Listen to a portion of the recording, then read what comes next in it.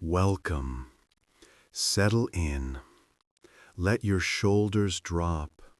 Let your jaw loosen, and allow the corners of your mouth to soften as if a small candle had warmed them from within. Tonight's walk is gentle and unhurried. Tonight, the guardian fox will lead the way.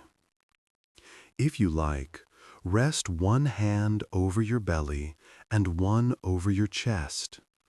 Breathe in slowly through your nose, as if drawing in the cool scent of night pines. 4, 3, 2, 1. Hold for a quiet instant, just a dot of stillness. And breathe out through parted lips for 6, 5, 4, 3, 2, 1. Again, a slow, easy in-breath, filling the belly first, then the chest, then the space behind your collarbones. Hold for a heartbeat. Let it all drift away on the exhale.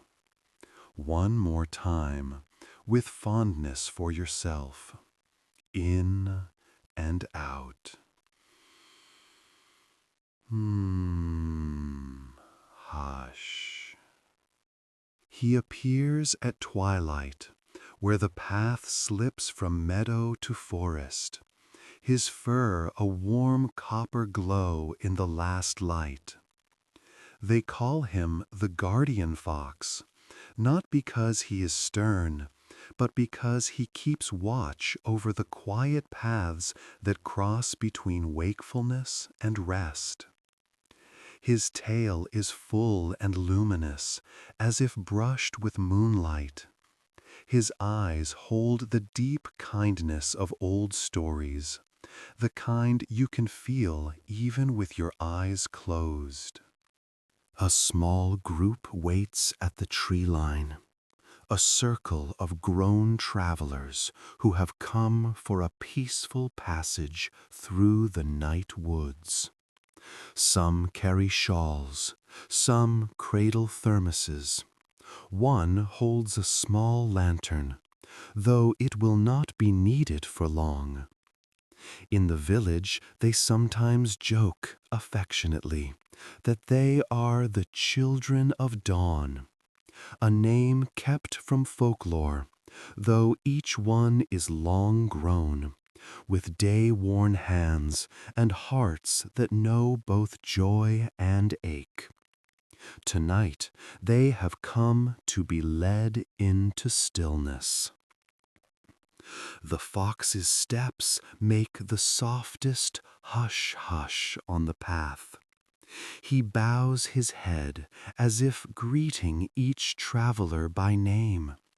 And though no words pass his muzzle yet, there is a felt message.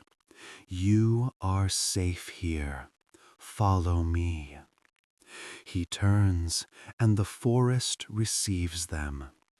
The first stretch is all cool green breath, moss plush underfoot, ferns resting their fronds like sleepy hands along the trail.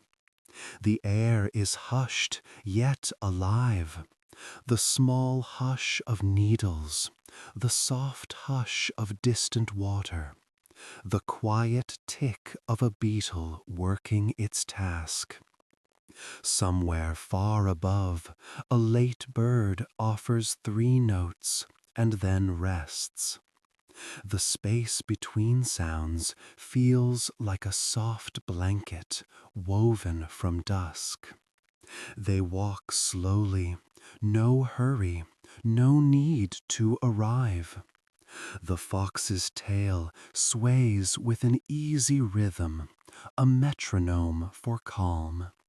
When one traveler draws a deeper breath, the others seem to match it, not by instruction, but by sympathy, caught in the same river of ease. A little breeze wanders in through the trunks and brushes over their cheeks, cool and kind. The path opens slightly, and beside it a thread of water appears, clear, steady, making the smallest friendly murmur as it glides over rounded stones. Not rain, not quite, but the stream sings as if rain had taught it a lullaby. The guardian fox pauses at a bend and looks back. His ears turn, listening. There's the lantern glow in his gaze again, that quiet invitation. A traveler at the back, who had been holding a worry like a pebble in a pocket, finds the worry has dissolved. Nothing lost, only lightened, like frost touched by a warm palm. The fox flicks his tail, and they continue. Between the trees lights bloom, soft, slow fireflies. First one, then two, then a gauzy scattering, never flashing harshly, only breathing their glow in and out, as if the forest itself were practicing a gentle breath along with the travelers. Each tiny pulse seems to whisper, "Here, here, now. Shh."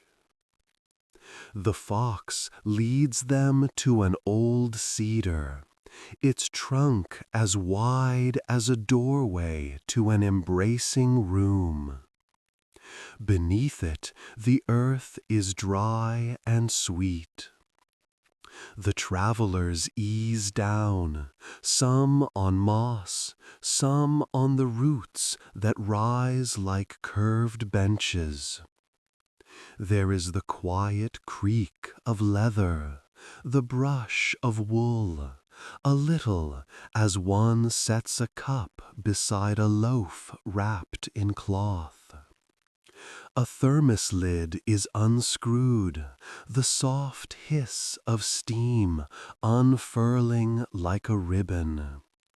It smells of chamomile and a hint of honey. The fox sits.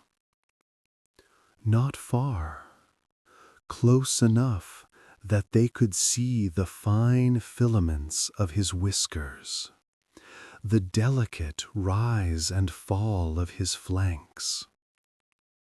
He looks at them without asking anything of them.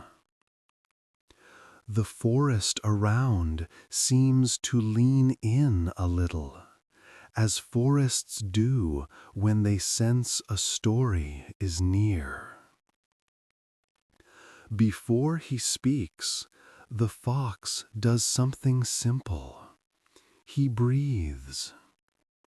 The travelers, without thinking, mirror him again.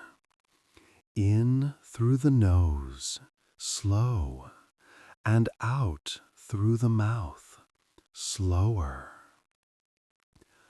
The night deepens by a shade, violet giving way to ink blue, and stars seed themselves into the leaf gaps above, like quiet beads on a dark thread. A thin crescent moon lifts, as if someone had placed it there gently so it would not clatter. The guardian fox's voice, when it comes, is the texture of a path after rain, soft, smooth, with a pleasant give beneath each word. It is not a human voice, nor a beastly one. It is the sound of the story itself made audible. He speaks in the third person too, as if even he is a listener within the tale. The fox's tail tips the air. Fireflies drift closer. Slow pulse on, slow pulse off, as if nodding. The stream keeps its polite murmur.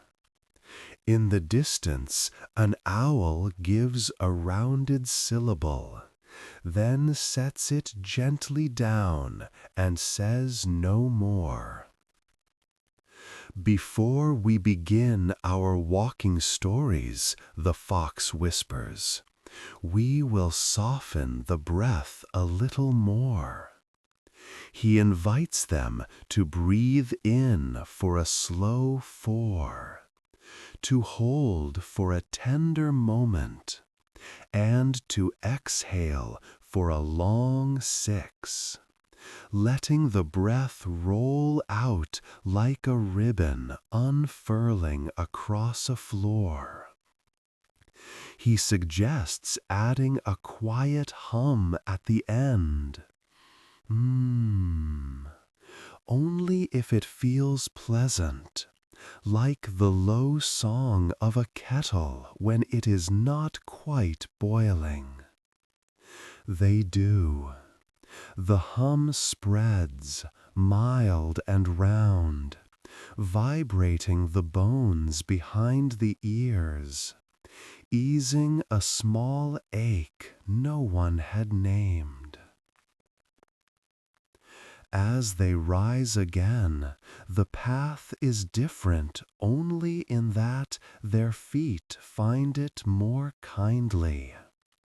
The moon lifts a little higher, and the trees lean a little less. Dew beads along a spider's web like a string of tiny lanterns. And when the web trembles, the droplets do not fall.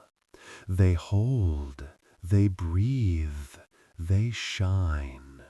The fox takes the lead once more, white-tipped tail like a small comet guiding the way.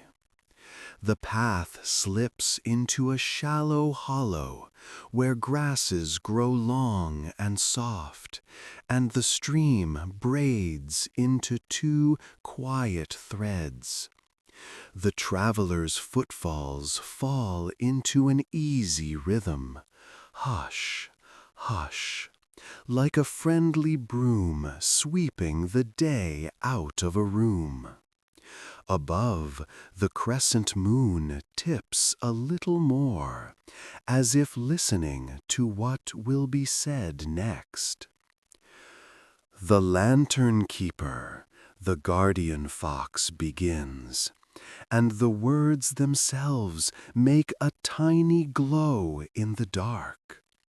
He kept not 1 lantern, but many. All were small, all were kind, and none were hot.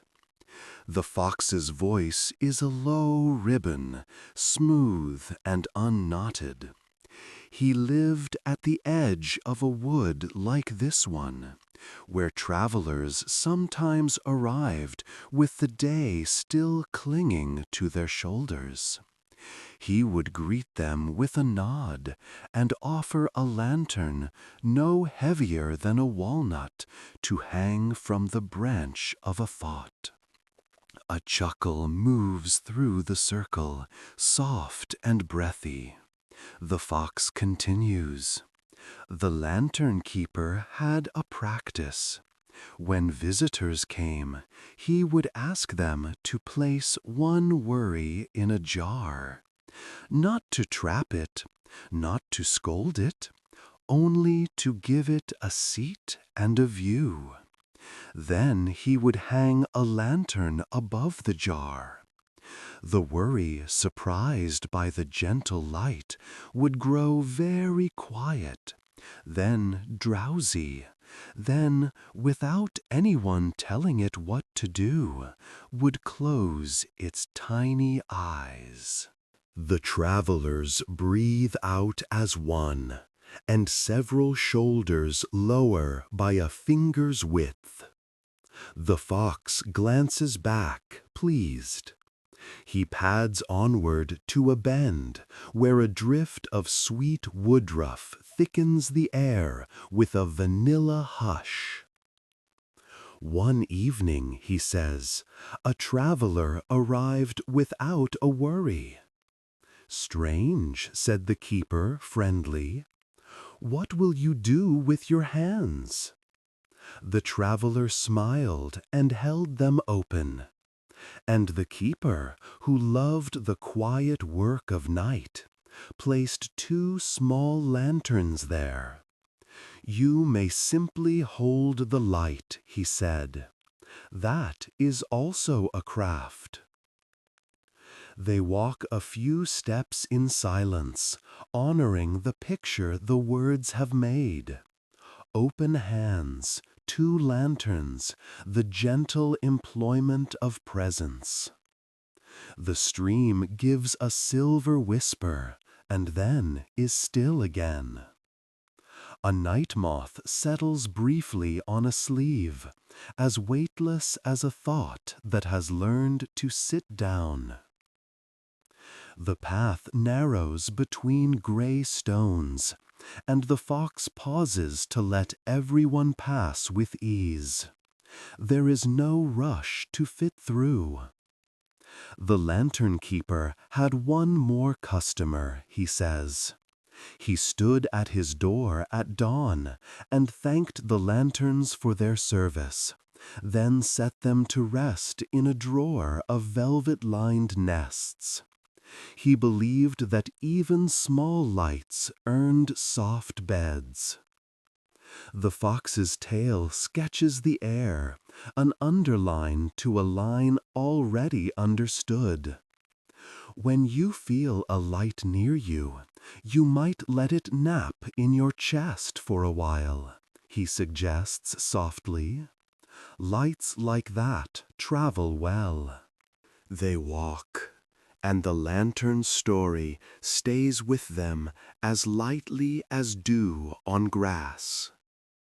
The trees begin to change, more birch now, more pale bark catching the glow.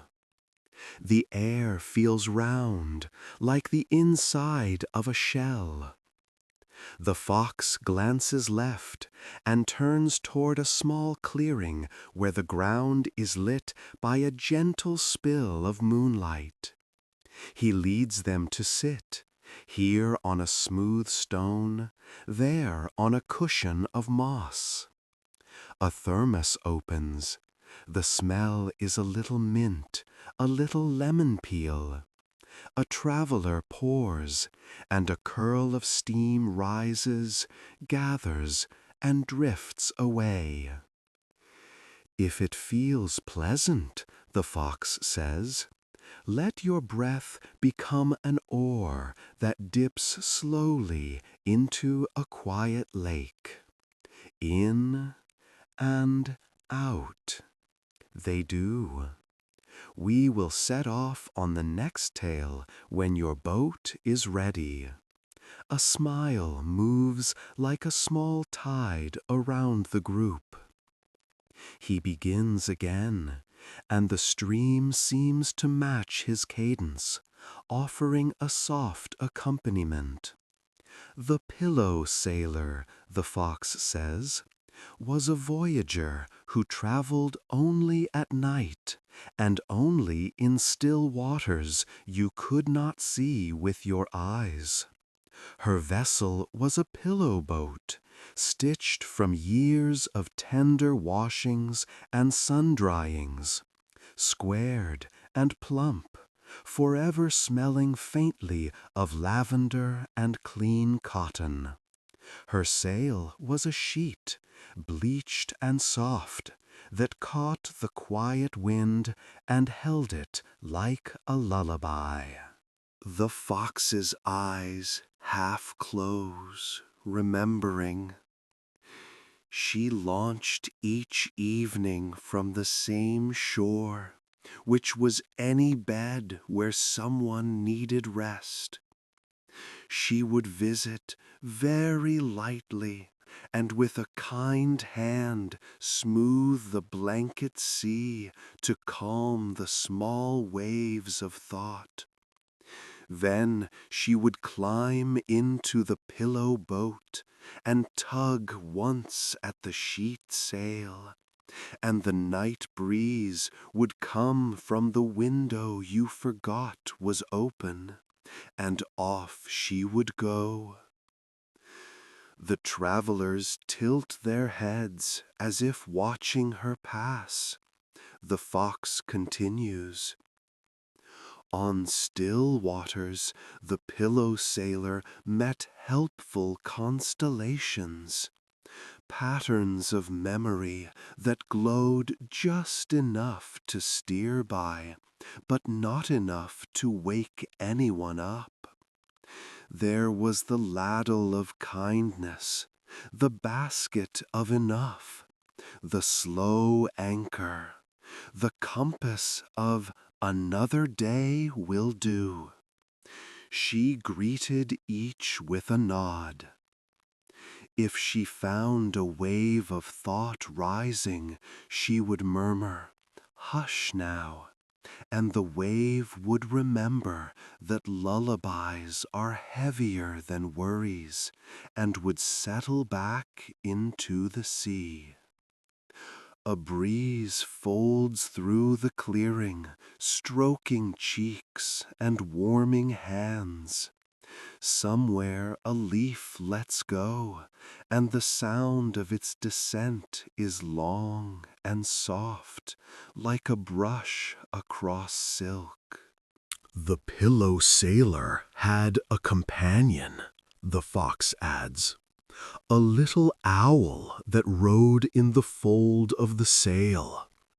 It did not hoot, it knitted. It knitted the moments of sleep into a shawl, so that when the sleeper woke, they would be warm, not only in body, but in spirit. If a thread snapped, the owl did not mind. It simply smoothed it and kept stitching. The shawl always fits because sleep always knows the shape you are. The fox looks at the travelers with the pleased tenderness of someone who has delivered a cup to thirsty hands. When the sailor returned near dawn, he says, she set the pillow boat beside the sleeper's head, so dreams could climb ashore safely. She folded the sheet sail into the shape of a cloud and placed it on the chest, light as breath. She never left by a door. She drifted out by the window of breath, the same way she came. The fox dips his head. If you feel the pillow grow a little buoyant tonight, do not be surprised. It may remember its voyages. They rise, and the path receives them again, soft and generous. The stream slips away to the left. To the right, a grove opens, where the ground is scattered with pale bark curls like small scrolls. The fox's pads make almost no sound on the litter. He moves as if sound itself is asleep and must not be woken. They come to a listening place, a low wooden footbridge, smooth from years of kind crossings. "The house that listened," he says as they step onto the boards. The wood gives a pleasant creak, not complaint, just acknowledgement. It was not grand. It had 2 windows like considerate eyes, and a door that never slammed. Its roof held rain the way a lap holds a cat, steady and without fuss. At night the house settled its frame and attended to its guests. It listened to blankets whispering over sheets. It listened to the kettle's sigh as it came off the boil. It listened to the page turned slowly, then not turned again. They pause at the center of the bridge, and the water underneath speaks in soft syllables. The fox continues.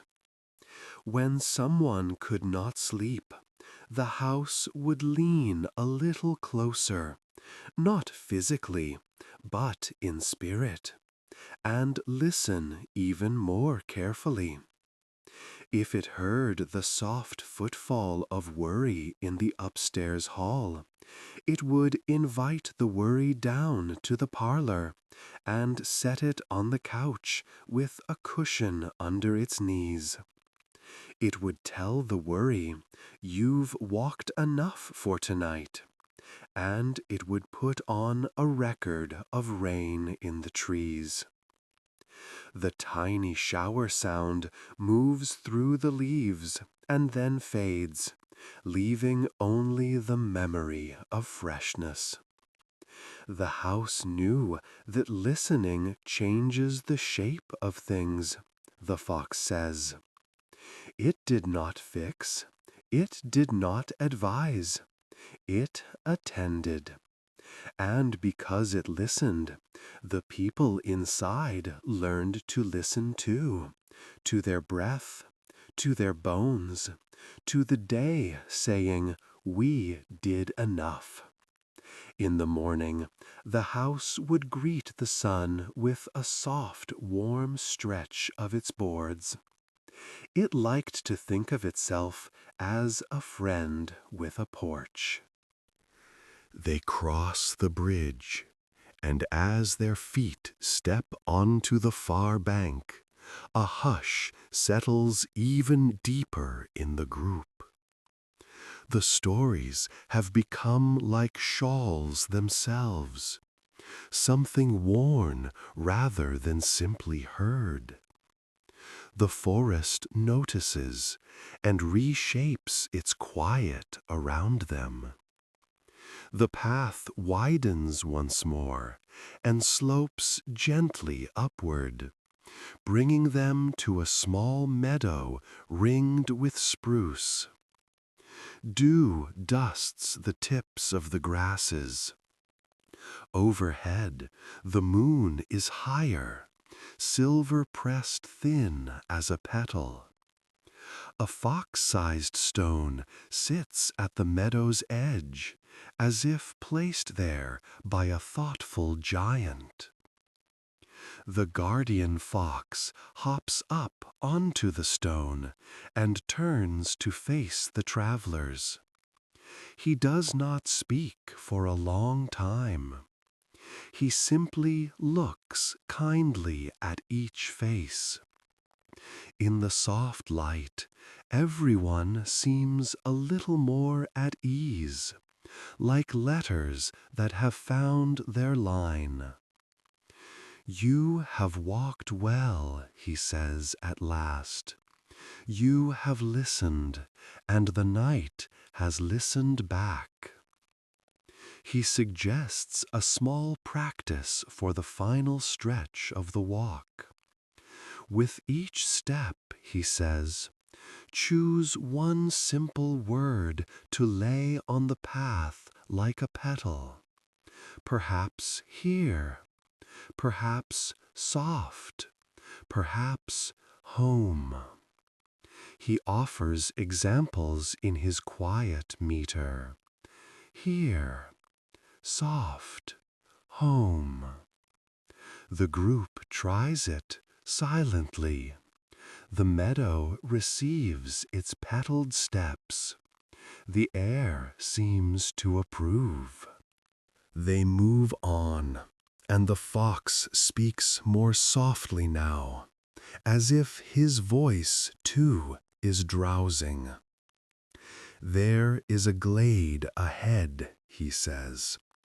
It has a low hill like a pillow, and a stand of pines that murmur like good friends in another room. We will rest there. If dreams come before we arrive, let them. I know the way. I will guide your feet. A light wind crosses the meadow. It smells faintly of spruce resin and cool stone. The fireflies return, a few at first, then more. Lanterns that need no keeper, their glow a steady breath. One traveler, who had worried they were not very good at resting, notices that they are resting anyway, rest happening to them the way darkness happens to evening. Another feels their thoughts line up like orderly books, and then dim, as if a librarian had turned down the lamps for the night. The fox leaves them with a final tale, a tiniest story, no more than a handful of sentences. There was a stitcher of solace, he says, who carried a pocketful of threads the color of dusk. She did not sew with a needle and cloth. She sewed with attention. Wherever a small gap opened, between inhale and exhale, between thought and quiet, she laid a thread of dusk across it. She never tied knots. She trusted the night to hold. He steps off the stone. The group follows him under an arch of branches that almost touch, like fingers reaching and then settling. Their word petals fall softly with each step. Here, soft, home. The hill appears, low, inviting, shaped by many kind nights. The fox gathers them with a look, even as some eyes drift closed, and some feet find the grass by memory alone. He leads them to the hill's base and to the hush of pines, where the ground is the color of comfort, and the air hums with the thrum of patient needles. We will land soon, he murmurs, and the forest nods in all its leaves. The glade opens like a slow yawn, unhurried and welcome. The low hill is soft underfoot, its grass brushed flat by kind seasons. Pine boughs lean over the slope to make a high green canopy, and the air carries that quiet resin note that feels like a warmed wooden spoon, simple, steady, comforting. The guardian fox steps to the crown of the hill and turns once in a small circle, as foxes do when making a nest of rest, then sits. His tail, the moon's own bookmark, curls around his paws. He looks at the travelers with the fondness of a night watchman who has walked every corridor and found all doors gently closed. "Here is the Pillow Hill," he says, and his voice is a blanket corner turned down. "Here is where the stories know how to lie beside you and hush." His ears tip forward as if listening to the hush arriving. He suggests they settle. Nothing formal, nothing precise. Some ease down on their backs, one hand on their belly, one on their chest. Some curl on their sides, knees drawn slightly, a posture remembering boats and cradles. A shawl is pulled a little higher. A boot is loosened with a soft leather sigh. The ground, warm from the day and cool from the night, finds the middle that bodies love. The fox nods. "Yes," he says, "just so." "Let's breathe as the pines breathe," he murmurs. "In, slow as a tide kissing a stone. Out, slower, as the tide draws a silver thread away." He counts, gentle and even. In for 4, 3, 2, 1. Hold, a dot of stillness. Now exhale for 6, 5, 4, 3, 2, 1. The wind answers with a faint, approving stir in the branches. Needles whisper, "Shh, shh," like friends tidying up a room after a gathering. "If you like," he continues, "let the breath grow longer, like a ribbon unspooling across a table. Another round, another." Their chests loosen by degrees, as if a careful seamstress were snipping the day's tight stitches one by one. Thoughts, noticing the unpicking, sigh and sit. The stream at the edge of the glade hums a low, even note, an accompanist who knows the tune by heart. "Now we will rest, each part of you," the fox says, and there is no command in it, only invitation, like a porch light left on. "Start at the feet." He waits. "Your feet have walked you here. Let them grow heavy and kind. Toes soften, arches widen, heels sink like small stones into warm sand." A little moves through the group, unplanned and pleasant. "Calves and shins," he goes on. "Give them the feeling of a blanket warmed by the sun. If there is a knot, let it be a small boat untied from its peg. It drifts, and the water is smooth. The breeze quiets further, as if helping.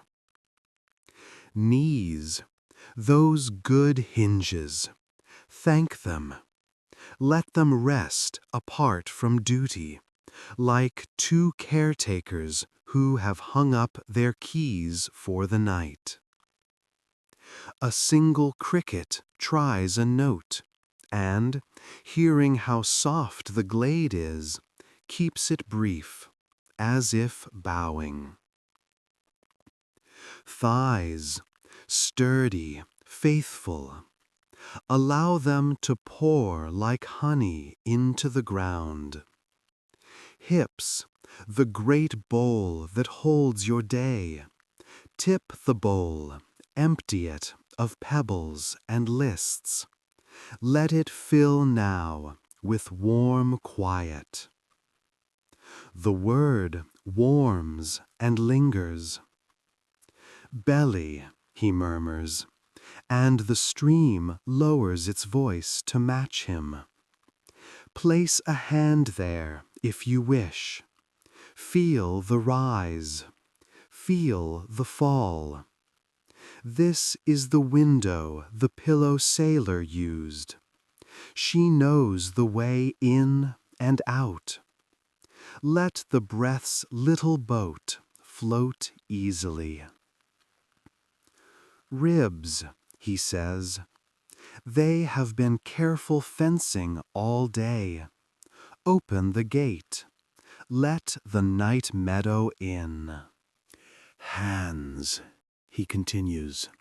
Fingers that have carried and typed and stirred and held. Place them where they want to be, and imagine the lantern keeper giving each palm a soft glow, no brighter than a moth's wing. Let the light nap there. The traveler's hands loosen into the shape of receiving. Shoulders, the fox says, and his own rise and fall in sympathy. Take the cloak of should from them, and hang it on a low branch for the night. They are bare now, and the air is kind. Neck, jaw, tongue, let them fall like a bookmark slipping closed in a finished chapter. Cheeks soften, the eyes rest in their nests. He pauses longer here. The pause is a room with the window open, curtains breathing in and out. Forehead, he whispers, as smooth as pond water.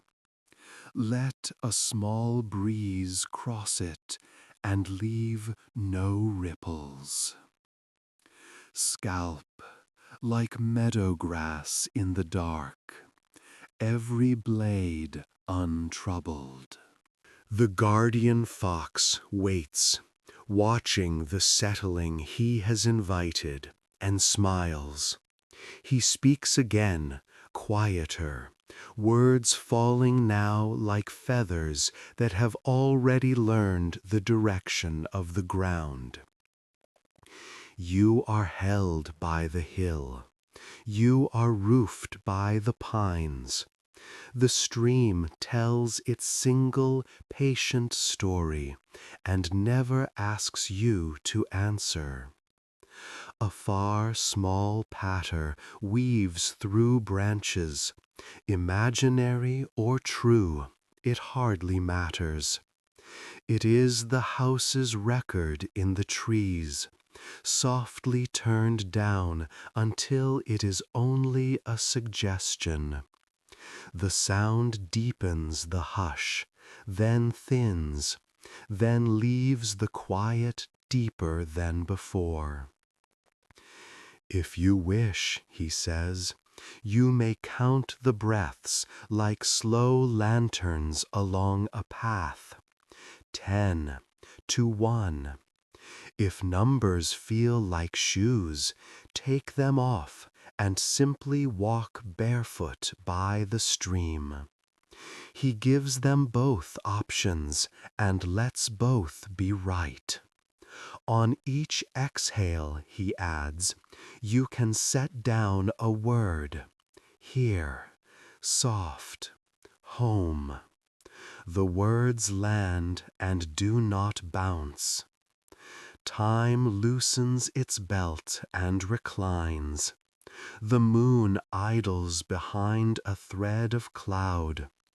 Fireflies choose wide, lazy arcs, as if tracing the edges of the glade and agreeing that everything is in its place. The fox lowers himself from sitting to lying, chin on paws, listening for any unease. He hears none, only breath and the small cottony sounds of blankets adjusting themselves. When he speaks again, it is almost a thought. If any worry has wandered back, he says, the house that listened has left the parlor lamp on and the softest cushion ready. It will let the worry sit and hum without needing to be solved. You do not have to visit. The house will host it for you. The idea settles like a tiny cup placed on a saucer with perfect aim. He offers one more closing picture, not a tale, just an image to sail by. Above the pines there is a slow river of stars, he whispers. It moves whether or not we look. Tonight, imagine that river flowing over you, but it is light, not water, cool, not cold, silent, not empty. Each breath carries you a little farther down that gentle current. There are no banks to bump, no turns to mind, only the feeling of being carried and carried and carried. The stream seems to nod in small ripples. Yes, yes. Let your breath be a door that is already open, he says. Let the night be a friend who has already arrived. Let the ground do the holding so you can do the letting go. His tail makes one slow sweep, like the last page turned. He begins the softest count, not to make you hold to numbers, but to help numbers fall away. In, 4, he breathes, down the throat of a warm, quiet room. Hold, a dot. Out, 6, the room exhaling its lamp to the wick. Again, in, 4, out, 6. The count grows fainter, in and out. Then only then only the glade. The guardian fox closes his eyes halfway. He will keep watch, as he always does, not above you, but near you, the kind nearness that needs no announcing. If footsteps of a dream come, he will nod and let them pass. If the wind lifts a curl of hair, he will let it fall back into place. He is a guardian of ease, a companion of landing. And so the hill becomes the pillow, and the pillow remembers boats, and the boats remember calm harbors. The shawl the little owl knitted lies invisibly over shoulders and hands and the uncovered part of a cheek, fitting because sleep knows the shape you are. Breath slows the way snow slows a sound, not stopping it, only softening it until it is all gentle edges and nothing to catch on. If any part of you is still listening, the fox sends these last, light words along the stream. Rest is doing enough. The words float and come back quieter, then not at all. The pines resume their murmuring. Two friends finishing their last sentence and smiling into silence. The moon, pleased with the company it has kept, reclines farther behind clouds. Now there is only this, the slow and friendly gravity of sleep. It comes like a cat and chooses a place at your side. It purrs so softly you feel it more than hear it. Shh. The glade holds. The night keeps its promise. You drift, then you are drifting, then you have drifted. Good night.